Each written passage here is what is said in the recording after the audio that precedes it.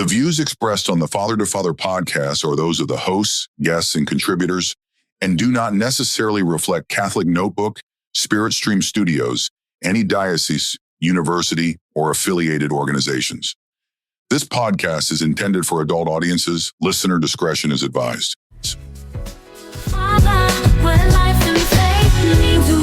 Two paths, one shared aim. Navigating life's challenges, never the same. In different vocations, wisdom they share.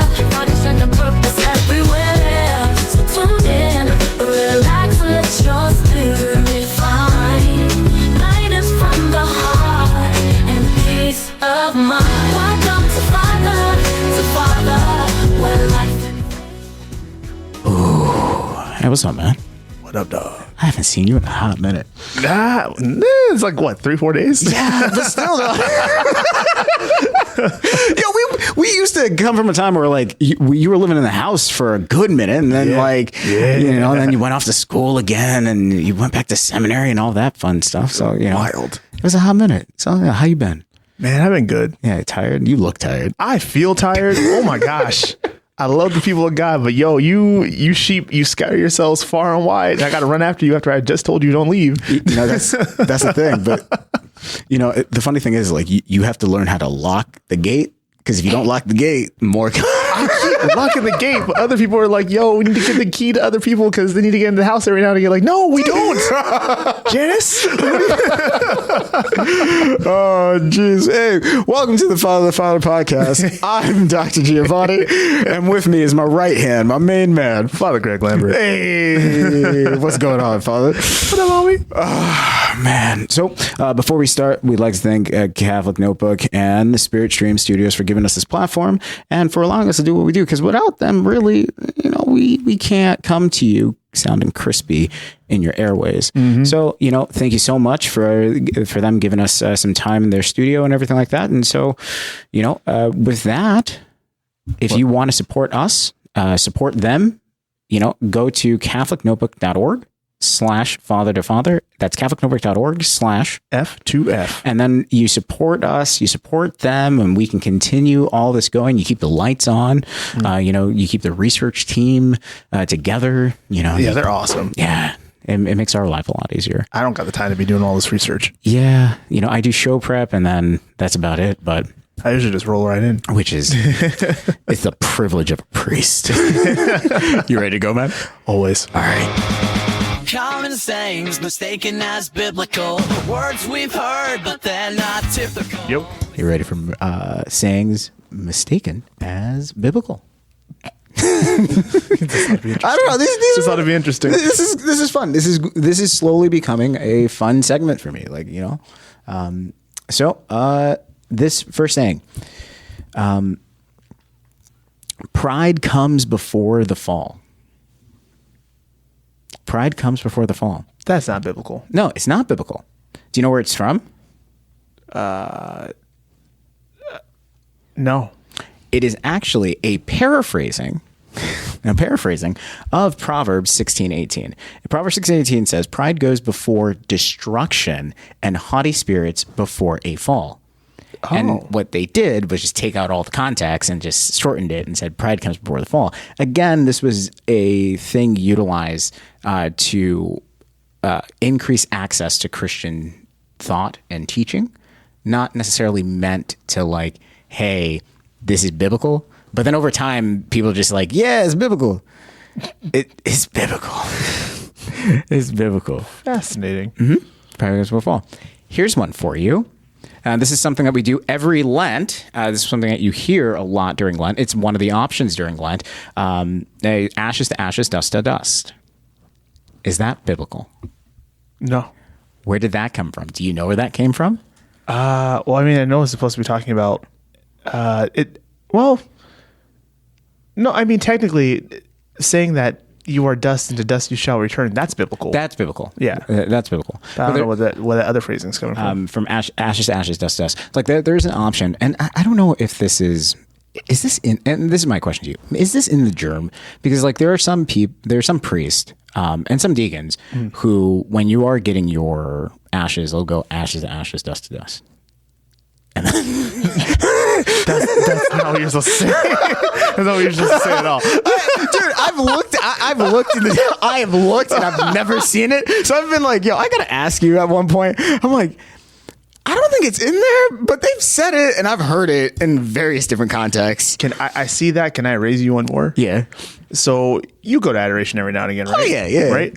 And you remember when you go into seminary and you go into adoration, and the number one thing that you're expecting to hear is, you have given them bread from heaven. Lord have mercy.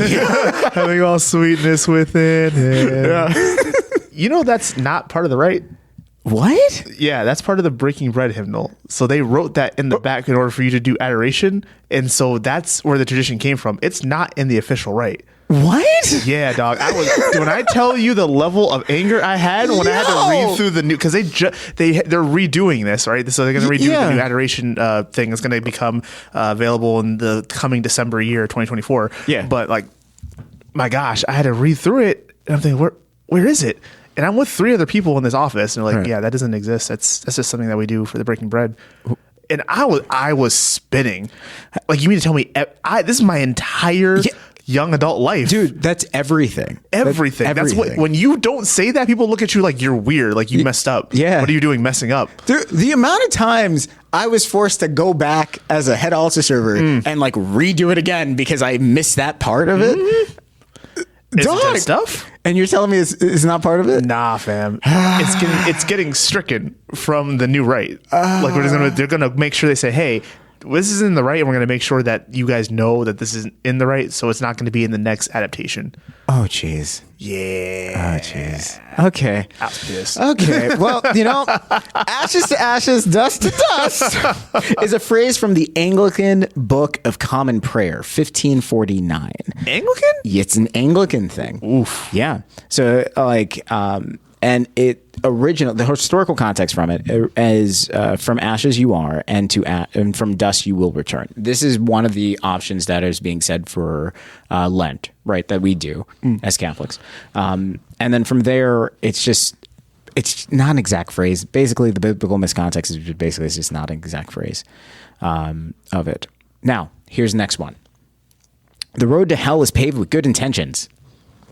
That is definitely not biblical. No, it's not biblical at all. It's not biblical at all. It's not biblical at all. It is from a saint, though.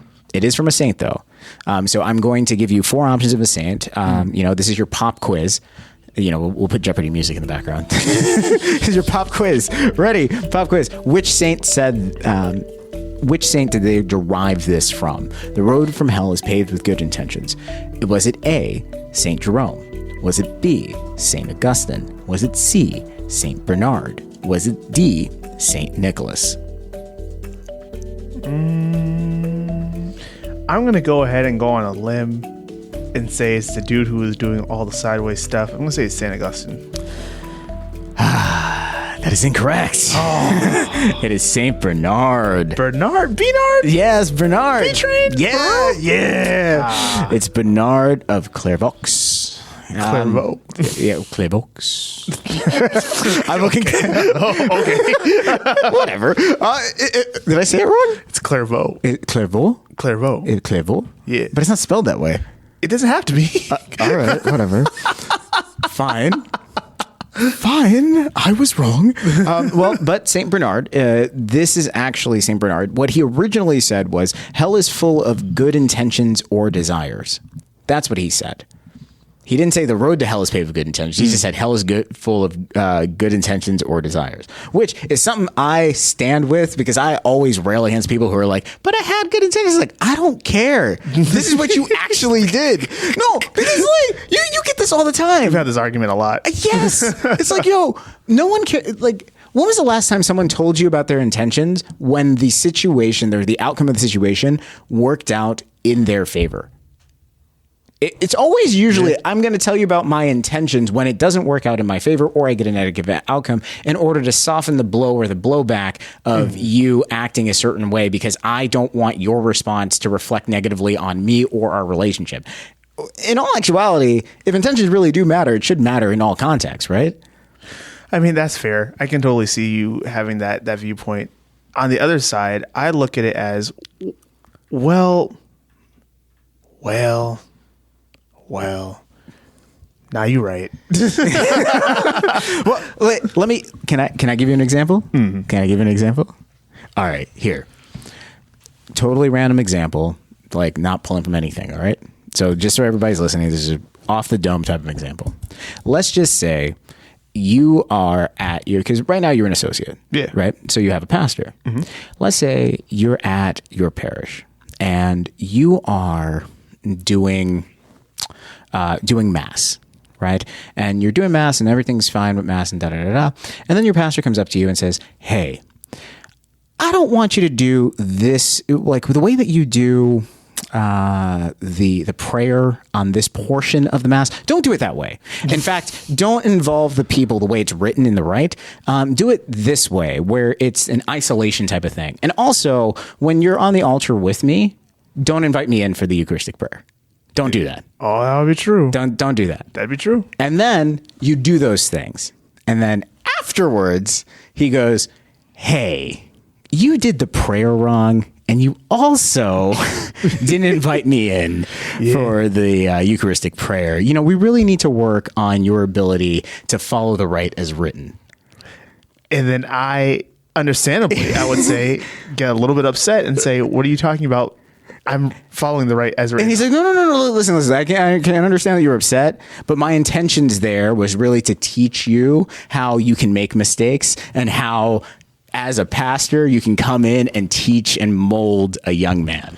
And I'm going to try and be charitable. And so what I'm going to say is, was your intention to teach me not to read? Because the rite says, dot, dot, dot, dot, dot, dot, dot. And then it's going to be an issue because now you have a situation where two people are facing off and this is what I believe. And I'm coming from the perspective of, it doesn't really matter what you believe in the situation. What has been given to us by the church is this. Right? Am I wrong? You're not wrong. Okay. But here, that was my example to you of like, do intentions matter in that situation? Nope. Nope. It's just the action. If it's an honest mistake, then fine. Yeah. Like you made a mistake, or you just didn't know what you didn't know. But if you knew what you should have known and you still decided to do something else, that's on you, fam. Yeah. So intentions don't matter. That's all I've been saying. That's fair. All I've been saying. That's fair. All right, last one. This one, a bit controversial, and I was actually kind of surprised that they put it on here. But it makes sense. Yeah, it is early, but it's okay. Do unto others as you have them do unto you. That's not biblical. Do unto others as you have them do unto you. It's the golden rule that we say all the time, right? Do unto others as you have them do unto you. The historical context of the golden rule. Of like the commandments. Huh? What? So so the origin. So do you know where the origins of this come from? It's pretty straightforward. No. This is Matthew 7:12. So this is where it's like, love God with your whole heart, mind, and soul, and love your neighbor as yourself. That type of thing. Yeah. And so this is where people are like, this is the golden rule. Do unto others as you have them do unto you. But in actuality, it doesn't really say that. Nope. It says love others as you would have loved yourself. And so philia tua is a love of self. So loving of yourself has a specific set of requirements that, you know, when you engage with those same requirements with other people, it would revolve you doing certain things or not doing certain things because you're aiming for preservation. Absolutely. So it's different. It's not just simply like, oh, I'm just trying to be nice. Yeah, nah. The Bible never, and I got this told to me at a young age, saying the Bible has never told us to be nice. Yeah. That's not what we do. Being nice is for the general public and keeping the peace of the general public to make sure that everything is smooth, right? That's what being nice is. The Bible calls us to be compassionate. Yeah. The Bible tells us to be deeply and truly and sincerely kind. Yeah. To care about the other person. You know, one of these segments we really need to talk about like what it means to be nice. Like, what is that? Because I never, like, full transparency, I don't know what that is. Like, I really don't know what that is. Like, I got it though. Yo, what is that supposed to be? That's an unfair characterization. All right, for everybody listening at home, don't listen to Father. Like, that's not fair. Don't listen to Father. I'm saying from an abstract sense, there is no concrete nice because everybody's nice is subjective. That's all I'm saying. But we don't got to talk about it now. We don't got to talk about about it now. We don't gotta talk about it now. You won't get filleted in the next segment. It's fine. Yo, that was 50 sayings mistaken as biblical. Words we've heard, but they're not typical. I know it's misunderstood. The story's wild, yes, out there, no doubt. But just lean in close, just hear me out. Hear me, hear me, hear me out. Give me time, let me speak, don't doubt. The truth's in my words, the winds will shout. All I'm asking is share me. All right, so ready, but hear me out. Everybody knows the rules. After the first one, right? We have 5 stars. 5 star. If you get a 5 star on your hear me out, A, you're in the clear. You're good. You're Gucci. Good. If you get a 1 star, You're not Gucci. you're the problem. Father Greg has confessions on Thursdays. But we say all this with love.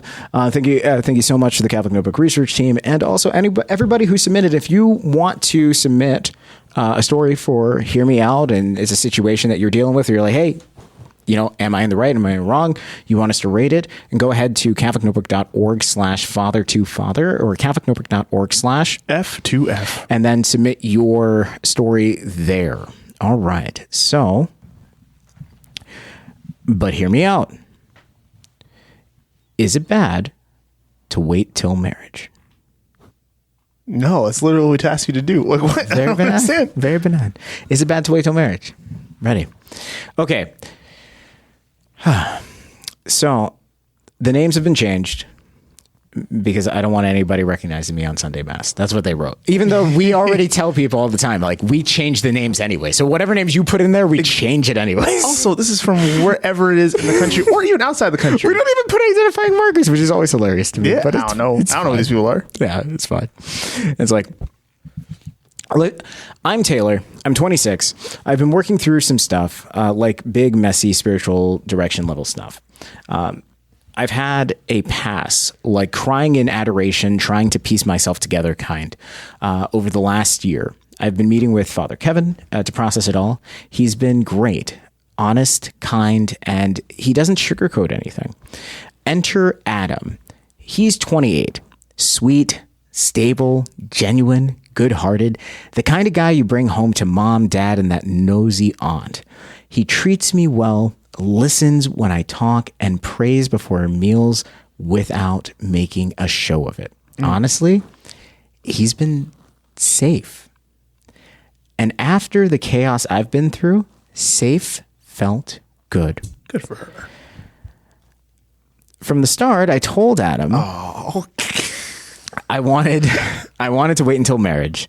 That boundary I've set for myself, not just spiritual, because I had to unlearn a lot of unhealthy patterns. And Adam respected that. As he should. Adam respected that. Go Adam. But then he started talking about marriage. And y'all, I panicked. Because deep down, I've always known Adam isn't the guy. Wait, He's been my safe space. What? My training ground for being in a healthy relationship again. But husband? I don't know. That's how it's written. What? That's how it's written. I'm gonna say it in Spanish. ¿Qué? ¿Qué pasó? So I suggest he meet with Father Kevin. I figured, hey, accountability, spiritual direction, all that good stuff. Plus, Father Kevin likes Adam. They had a few casual conversations before. It felt safe. She keeps throwing around that word safe. Fast forward to the meeting. We're all sitting there. Me, Adam, Father Kevin. Adam starts talking about how much he loves me, how he sees us building a life together, and how he's been thinking about rings. My stomach drops. Father Kevin looks at me, and I knew he wasn't going to let me off the hook. Taylor, he said, calm but firm, you need to tell him the truth. Ooh. I froze. I couldn't do it. So I said, can you maybe say it for me? But like gently. What? Big mistake. Father Kevin turned to Adam and sighed and said, Adam, I'm saying this because I love you. She ain't your girl, dog. Sorry. Oh no.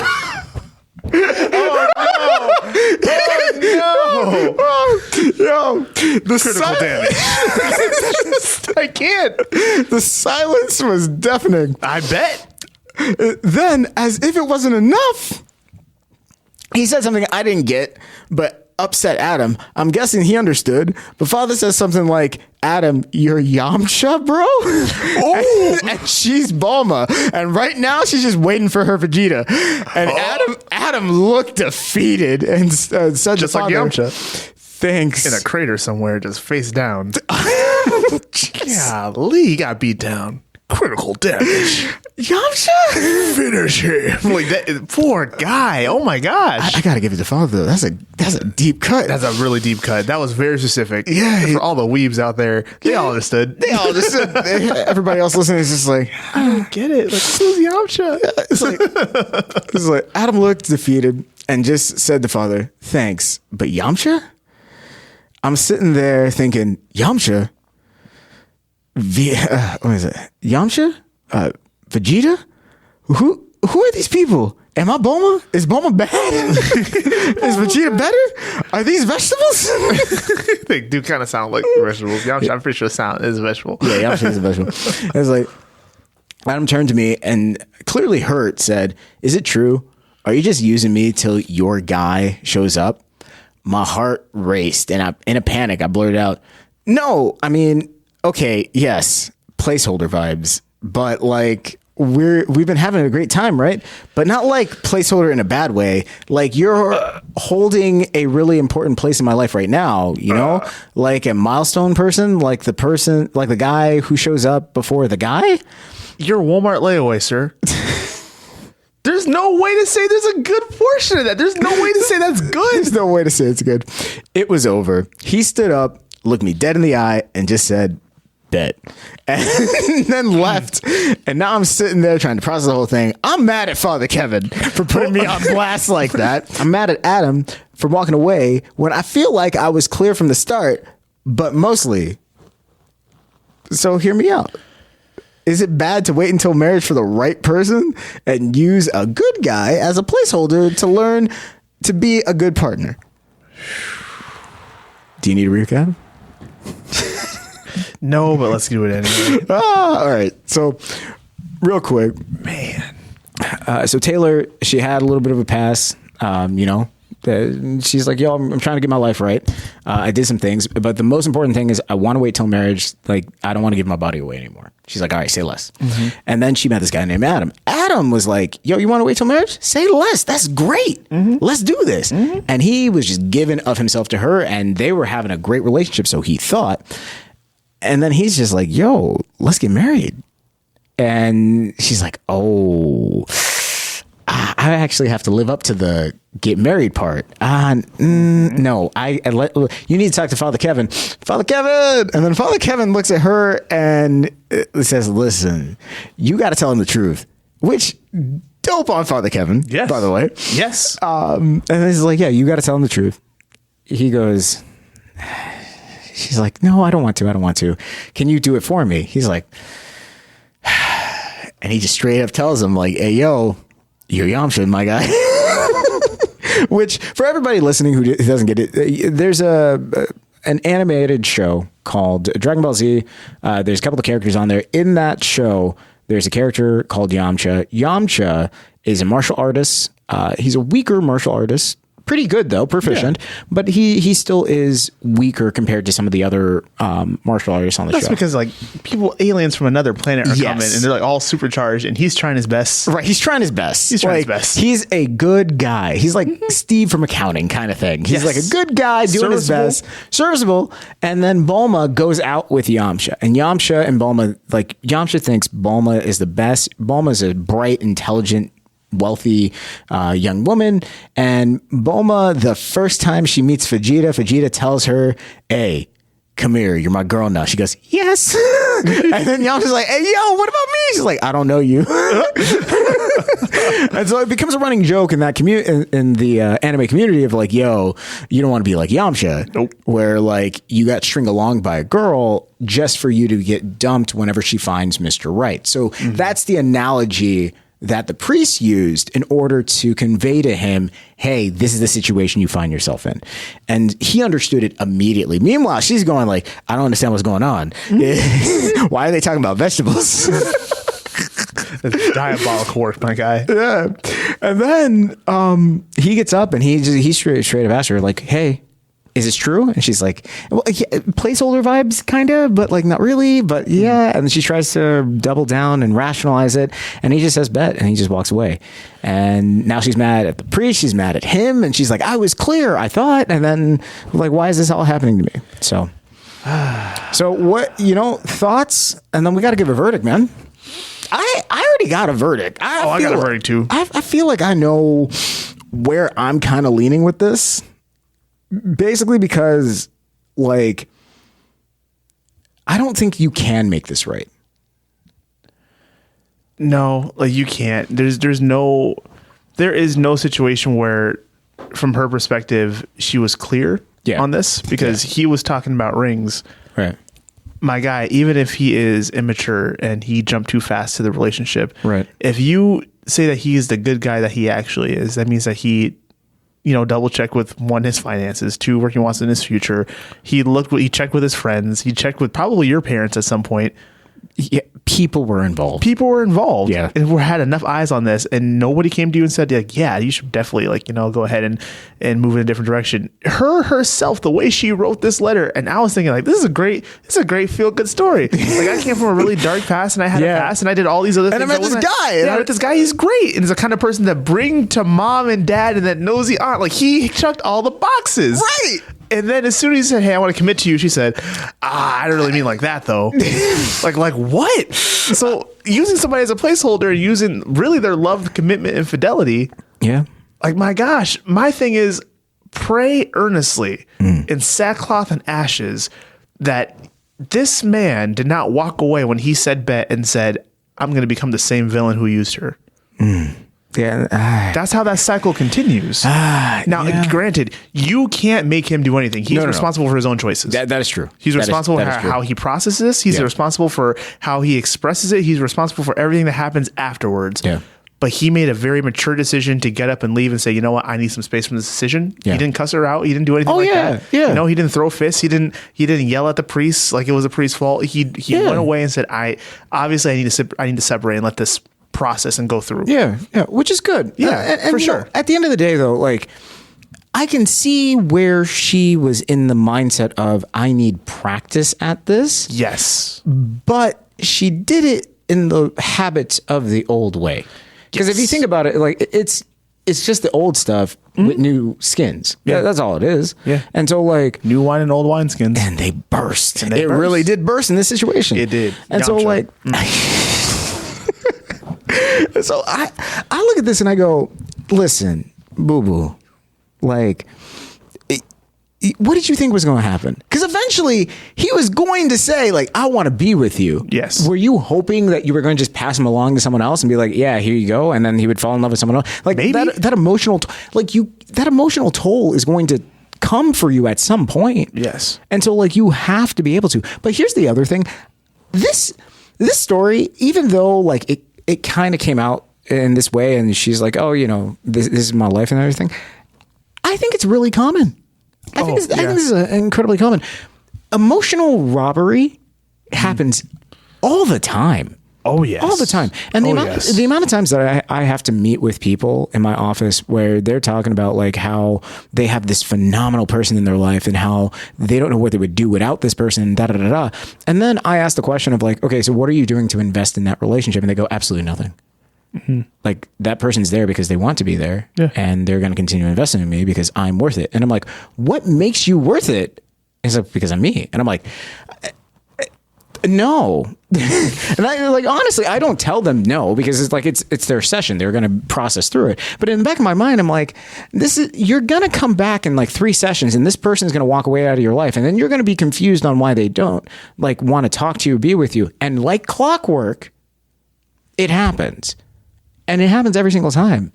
And I think that's a big deal of like people are so quick to emotionally rob another person and they don't see that as being a problem. But then when they get emotionally robbed, then all hell has to break loose because how dare you do that to me and all that stuff. And so for me, that's where I'm getting a lot of my things is just like, I see this a lot. It's a sharing of intimacy. Right. Yeah. Right. Which if she was treating him, I want to say this, she was treating him like he was giving unconditional positive regard. Yeah. Like, hey, he was just doing this for the sake of doing this, and he has a vested interest in seeing me grow. Whereas he was like, the only reason I have a vested interest in seeing you grow is because I believe you have a vested interest in me. Yes. And if you don't have a vested interest in me, why would I ever have an vested interest in you?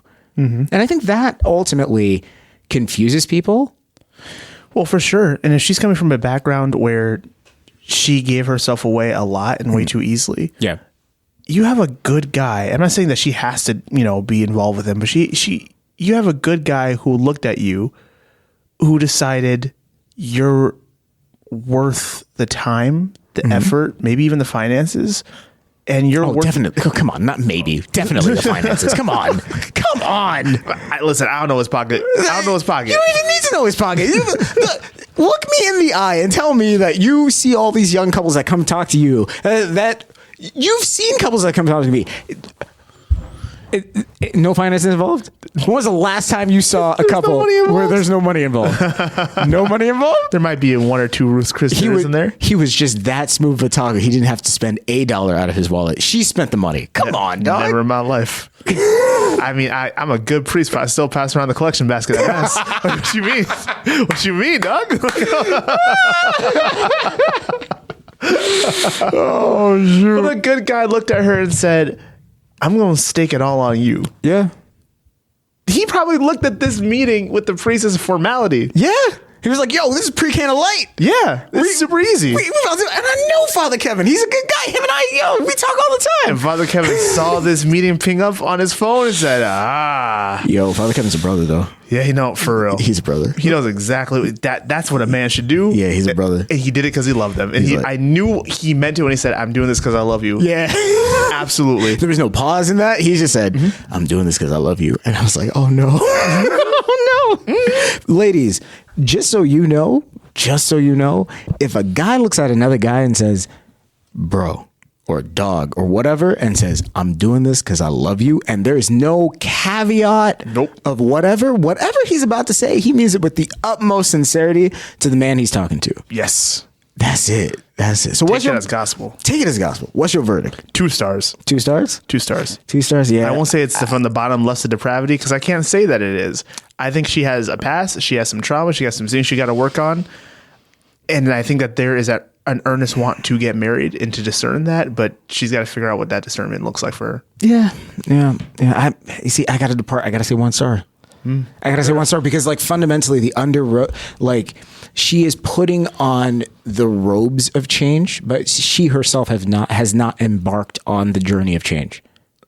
The whole pile of dung theory. Yeah. She's just like, oh, well, I'm covered now. Yeah. But I don't have to change the way that I'm actually making these decisions because it's not costing her anything. Nothing has really fundamentally changed. Just the appearance of stuff around her has changed. And it's not a bad thing. Yeah. But it's not sustainable. It's a good beginner step. Yeah. You change your environment, you're going to make better decisions. Right. Theoretically, because of your environment has changed. Right. And rightly so. She changed her environment and things got better and she wasn't making the same decision she was making. Yeah. However, her decision making was the same. And I think fundamentally people have to separate the two. And this is where people kind of get lost. Just because you change your environment doesn't mean your decision making has changed. Yeah, it just means the expression of your decision making has changed. That's why jail exists. Right. We keep them safe from the general population. And now you can't get ready access to the things you used to do. Right. A murderer is still a murderer. Yeah, when he's in solitary confinement. Yeah. He's a little bit safer, but that's because he's in a room. Yeah. By himself with nothing. And so it's like, hey, if she's going to make a change, it's going to have to cost her at some point. And I don't think she's at that point where it's going to cost her. And that's why I'm going 1. You go 2, I go 1. What do you say? Everybody listen, what do you say? Let us know. And then, we'll take it from there. Amen. Hey. You ready for some fatherly advice? I think so. Fatherly advice, da-da-da. Fatherly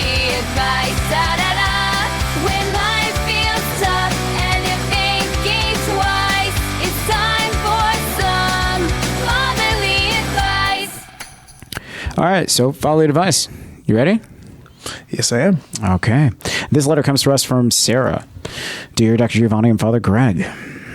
Hi, my name is Sarah. I'm writing because I feel like I'm drowning. I'm a stay-at-home mom to 9 kids. Our oldest is 13. Our youngest are 18-month-old twins. Ooh. Most days I feel like I'm running a chaotic, never-ending marathon, wearing ankle weights and juggling flame torches. Wow. My husband is an incredible man. He works 10-hour days at a demanding job that pays well, $220,000 a year with great benefits. And when he comes home, he doesn't just crash on the couch. He cleans, cooks, does laundries, changes diapers, plays with the kids, and still manages to give me time to myself. I know how lucky I am. I do. But lately, I cannot shake this overwhelming feeling of failure. I'm exhausted. I love my kids more than anything. But taking care of them all day leaves me emotionally and physically drained. By the time my husband gets home, I'm so spent that even when he tries to be there for me, I just feel distant, and I hate myself for it. I've complained to him about how little we spend time together and how I feel like he's always gone. He's even offered to find another job, one that pays less, fewer hours, but that would mean moving, losing our security, and more uncertainty. And honestly, I don't want him to do that, but I still feel resentful sometimes, and then guilty for feeling resentful. The thought of going back to work has crossed my mind, but then I'd lose the one thing I do treasure, being there as my kids grow up. But right now, I feel like I'm failing as a mom, failing as a wife, and failing in my own prayer life. It feels like my soul is at sea, adrift amidst aimless and barely staying afloat. How do I find myself again? How do I reconnect with my husband without resenting circumstances we're in? How do I find peace in this season of my life without feeling like I'm running on empty every single day? Please, any advice or guidance would mean so much to me. Sarah. Wow. Yeah. You know, I said it to you off air, and I'll say it on air. Like, these are really heartfelt. Absolutely. I feel very blessed and privileged to be on the receiving end. Yes. Of it. Absolutely. And for people to say like, hey, here's where I'm at in my life. Can you help me? Mm-hmm.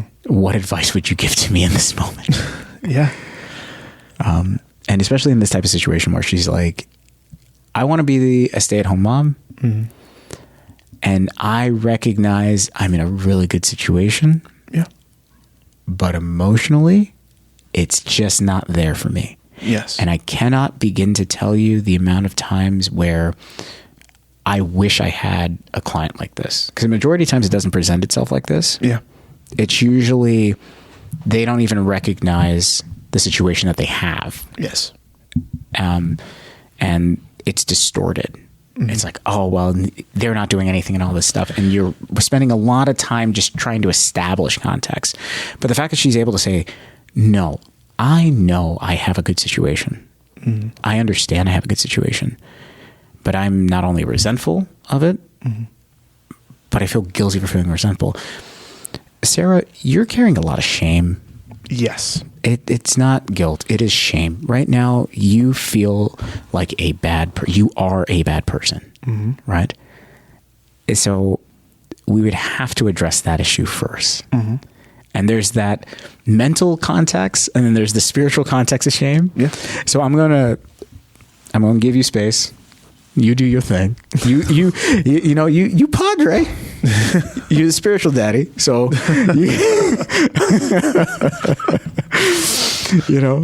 so go ahead. And I think that's unless I'm wrong, unless you want to take it some other direction. But No, that's exactly what I was going to say. Yeah. It sounds like you're dealing with shame. And the next question would be, well, where is the shame coming from? Yeah. And when we figure out where the shame is coming from, we have to ask ourselves the fundamental question of, what does it mean to be a good mom for you? You have a very specific situation. There are a lot of kids. And as a priest, I hear it, even before I was a priest, I heard this problem a lot of the time. And the ones when I didn't hear it, they were kind of hiding it within themselves because they didn't feel like they could say it. Right. So what you end up hearing is and seeing is those posts on Facebook that say, things that say, moms are tired too, and we should make sure that we pray for moms, and we should. We absolutely should. Right. But that is almost of a backdoor crying out of, this is me sometimes. Right. Sometimes I feel hopeless. Sometimes I feel like no one's listening to me. Sometimes I feel like I'm withdrawn, and some people will kind of weaponize that sometimes. I'm not saying that that's what you're doing, but sometimes some individuals weaponize that and say, you know what? You shouldn't call me out for my behavior because I'm tired. Yeah. And because I'm drained, and because I'm running a family, and because I'm doing everything. But she didn't do this. She didn't do that. She said, my husband goes to work at a demanding job, makes this amount of money, this specific amount of money, that comes home and still helps me, and still tries to be there for me. I think, and I don't know, but I think the shame is coming from an idea of what a mom is, specifically what a stay-at-home mom is, and the idea that you should have enough time and love for everybody and as well for yourself, but you're falling short on the taking care of yourself part. And now you feel as if everything has been given to you and you're still not fulfilled. And that's not your fault. But we have to start with, what is it that you greatly desire out of this situation? Because you said that's something you take as your absolute crown jewels, that you're watching your children grow up. Yeah. That is incredibly admirable. But also, I want to challenge you here. Not that you need the challenge, but I think this would be good for you. Just ask the question, are you married to your children? That's a good question. And it's worth asking. That's a good question, because sometimes, you do get to a point where you see that flip, and it's a subtle unconscious flip. It's very subtle. It's a subtle unconscious flip where you're just like, my responsibility is my kids. And it's like, no, you have a lot of responsibilities. Yes. And some of them are going to take priority. And yes, from a baseline level, you got to make sure your kids are fed, clothed, and taken care of. Yes. That's it. Absolutely. Fed, clothed, and taken care of. That doesn't mean you eliminate all dangers. Yes. Right? Because they're going to, a 13-year-old's going to fall. Yeah. A baby's going to fall down when they're trying to walk and doing all that stuff. So, listen, there's only so much you can control. But, feed them, clothe them, make sure they're taken care of. And it sounds like you're doing that. But, is your priorities out of whack? And that's where this shame kind of comes into play. Yeah. Where it's like, I think she's embodying some of the shame, because the fact that her husband, and she mentioned this, he works 10 plus hours. Yep. She's like, let me see if I can pull it up. He works 10 plus hour days at a demanding job that pays well. And when he comes home, he doesn't just crash on the couch. He cooks, cleans, does laundry, change diapers, plays with the kids, and still manages to give me time to myself. So she feels like a failure because of that. Yeah. If he were to come home and just crash on the couch, she would talk about herself differently. It would be better. Yes. Because then it's like, okay, it's not just me. Yeah. Like, there are things that, like, if I'm seeing this as being overwhelming, or if I'm having a struggle with this, then it's not just, it's me and my situation, whatever. It's this, but he's working 10 plus hours and then coming home and then cooking, cleaning, doing all this stuff and making sure that the house is all reset. And it sounds like he's not even complaining about it. He's just like, yeah, it just happens. It's cool. And then going about life. And Well, it like, means he's aware of the thing that she needs. yeah. And he's like, yo, you need to take a time off. Just take a time off. Yeah. Like, it's cool. But you see, the thing is, though, that is the quickest thing to piss someone off. And that's where shame starts to develop, because when you start to look at it, here's the very practical aspect of it. If I'm gone for, like, if you're in a household and I'm gone for 10 hours and my wife is at home, right? From my wife's perspective, she's like, okay, cool. I'm a stay-at-home mom. My job and responsibility is to maintain the household and take care of the kids. If on Monday I come home after working 10 hours, right? Hey, what's going on? Blah, blah, blah. I'm like, oh, trash is not out. This is not done. This is not done. This is not done. I'm like, no worries. And I just do it. So, yeah, what do you want for dinner? Oh, I was starting to defrost this, but I'm like, okay, cool. I'll do it. Don't worry about it. You look like you're tired. Why don't you just relax? Take some time off. Go upstairs, take a bubble bath, right? I know you like this glass of wine. Here's a glass of wine, baby. Just take this. I'll take care of the kids. Just go upstairs and just do whatever. But you just worked all day. Like, don't worry about it, babe. You've been here all day with the kids. Mm-hmm. Don't worry about it. Mm-hmm. Don't worry about it. What that does is it forces you at that point as the woman to recognize, well, what exactly have I done all day? And you start to catalog all the different things that you've done all day. So even if you're upstairs and you're like, finally, I'm getting a mental break, which is something that you need. Yeah, of course. Because let's just be honest. Like, it's not like I disagree with Oprah. But like back in the 90s, Oprah's like, and the hardest job in the world is being a stay-at-home mother. And then she got like the big applause and stuff. Like, I disagree with that because I wouldn't say like that's the hardest job in the world, but it is difficult to stay home with a child all day because of the attention that it demands. So I can't imagine where if you have such a large span of children, and so like, let's just say, you know, of the 9, 5 of them go to school, you still got 4 kids you got to account for. And even then, if you have that many kids, the older ones who are more competent the responsibilities are gonna come and trickle down onto them. Right. Get your little brother to get his shoes on, get him to figure out where he is he safe, to make sure he doesn't pick up the scissors. But even that is just like a supervised, I don't trust you, but I'm teaching you type of thing. Yeah. And so you're still in charge of all 9. Mm-hmm. So that does become taxing. Like, I think there's just been such a disservice done to women. And in this situation, you kind of hear that. Yes. It's like you're told, if you're a woman and you're being a stay-at-home mom, oh yeah, you can do everything. And it's like, listen. Nobody can do everything. No. You mean Jesus himself? No. Or like, hey, yeah, you can, like, you're going to be able to handle it all and it'll be fine. Or if you're unable to handle it, then your husband's not going to do anything and he's going to be a bum about it. And when they're not, then it's like, okay, well then what? And that's where shame starts to develop. Absolutely. Because you look at yourself and you go, I can't catalog what I did. I can't. And sometimes they all blurs together. It's a long day. It's a lot of kids. But we don't value things the same way though. Yeah. Like, because I stayed home for a year with Claire, my oldest, right? And Brittany worked. During that time, I stayed home for a year, but I still worked at night because I'm like, okay, for financial reasons, I still needed to work at night, but I was working 3rd shift. But even that was like, I was home all day with her. And I'm like, yeah, cook, clean, do all the stuff, make sure the house is whatever. I just had 1 kid. By the time I had to get in the car to go to work, I was done for the day. I was like exhausted. But would I sit there and say like it was the hardest job in the world? No, but it was different. It was still work. Yeah.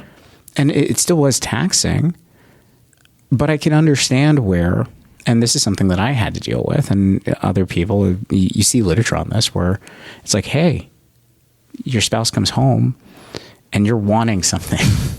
Like, hey, I want to talk to you about all these different things because all I've had is this little child that can't speak back to me all day, and you're an adult now. So, hey, can we talk about this? And she's like, no, I worked all day. Yeah. I want to relax. And she went off and relaxed. And I'm like, but I can't blame her for that. Yeah. Because she's having a normal day. She wasn't home with me all day. Exactly.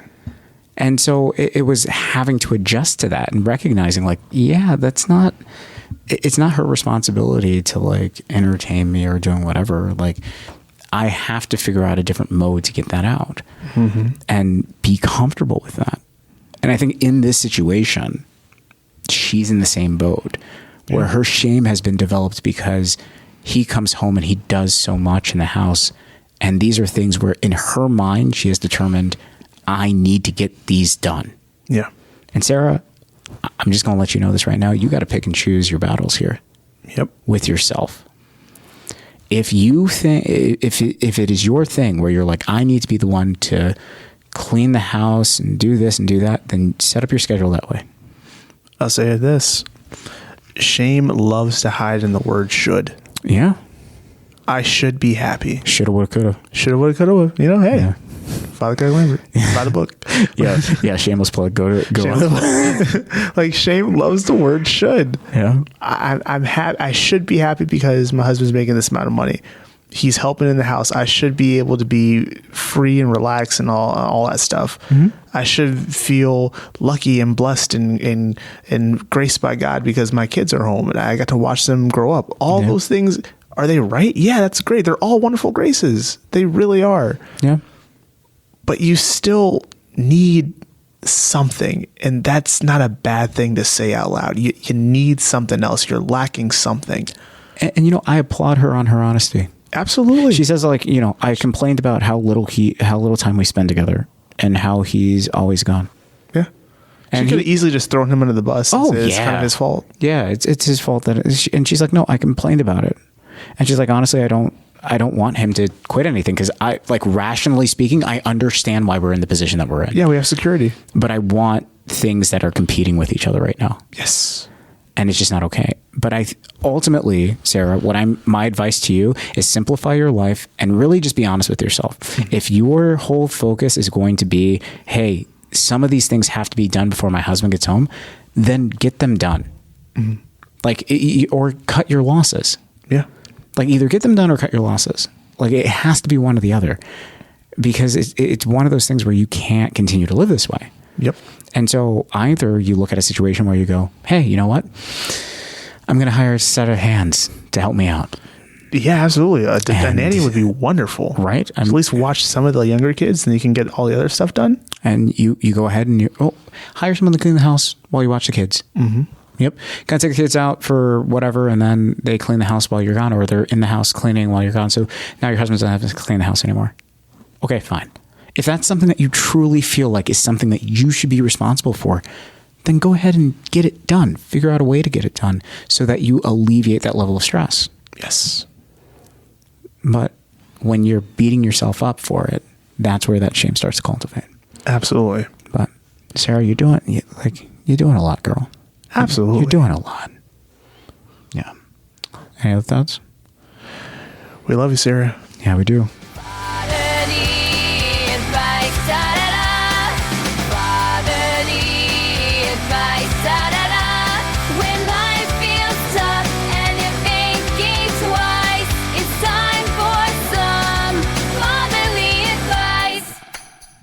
Hey, man. We had a good show, man. We've had a good show. This has been fun. This has been so much fun. But you know what? Let's do this. Let's wrap up with a story time. Story time. Story time. Please don't. All right, so story time, right? Yeah.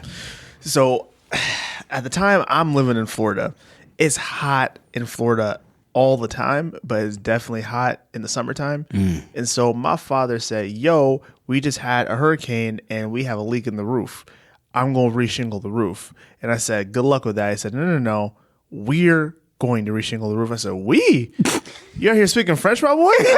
I think we were Haitian. What you talking about? And so I spent my entire summer, I'm 11, by the way. Yeah. My entire summer out on the roof in Florida in the heat, where that heat is reflecting off those shingles and you're taking those bad boys off and you're cutting your own wood. Like, we didn't get a company to do this for us.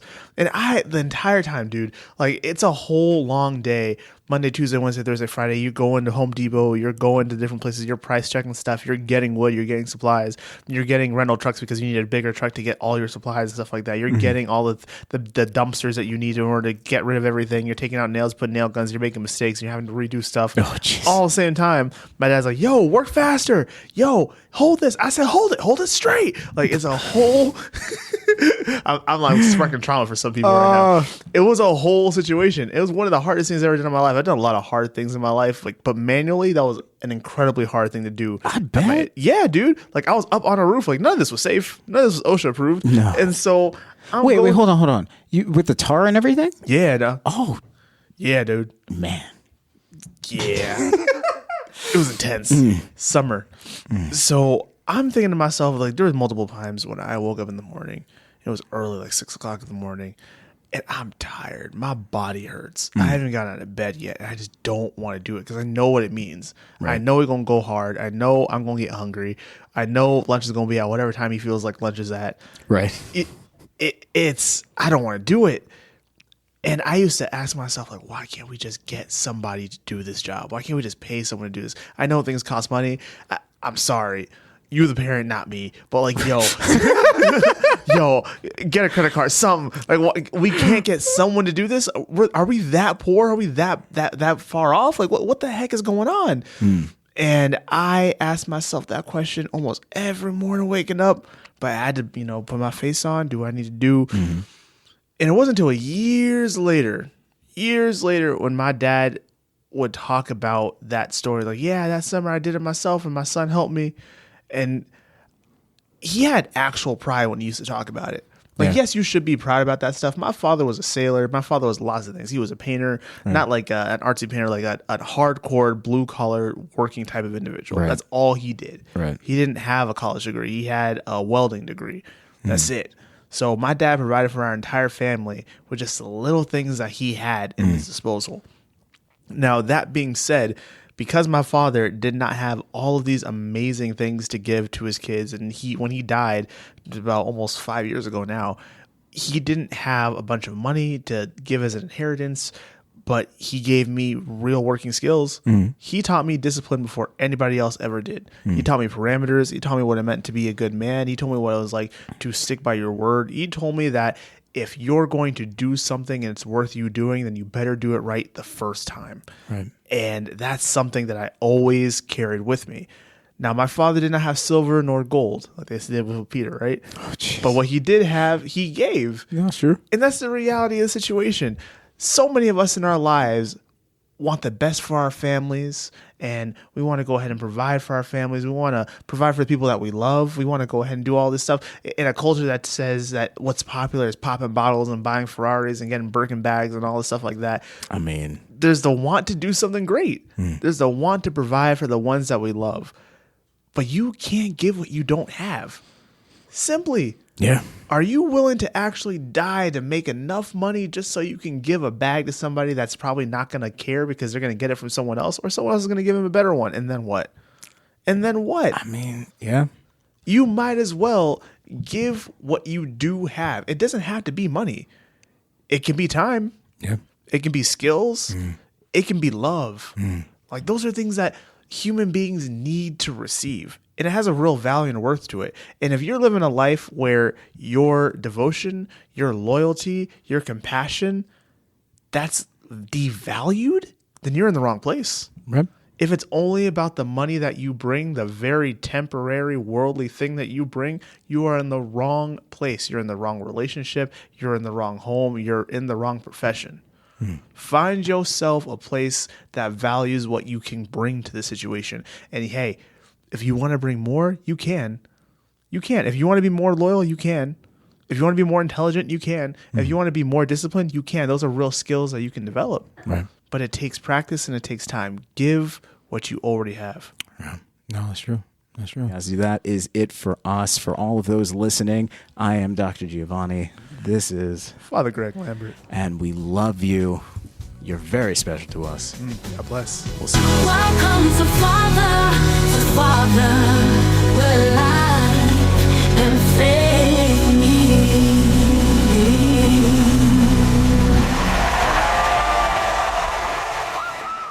Father to Father is a production of Spirit Stream Studios. All rights reserved.